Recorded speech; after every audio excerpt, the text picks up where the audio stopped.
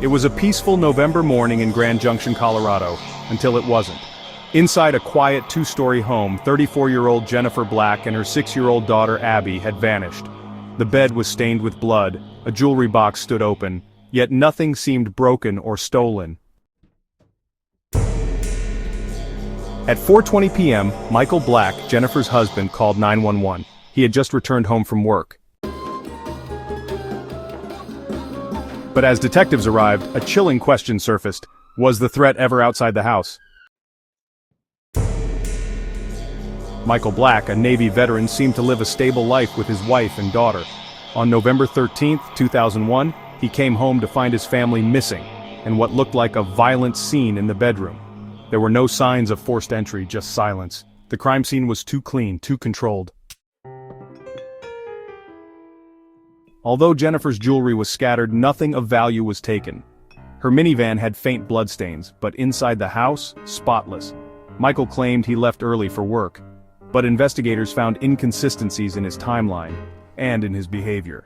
The burglary theory was quickly ruled out. Something far more personal was at play. Michael's public pleas for help didn't match his private demeanor. A cryptic note in Jennifer's devotional mentioned Stanley, later revealed to be televangelist Charles Stanley, known for sermons against adult content.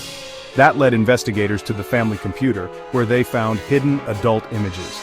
Then came a chilling twist, an unsent email from Michael, written before his 911 call, apologizing vaguely for past conflict. Why was he apologizing, before he knew they were missing? Jennifer's blood was confirmed at the scene, but Abby's was nowhere to be found. Still, Michael wasn't arrested, at least not yet.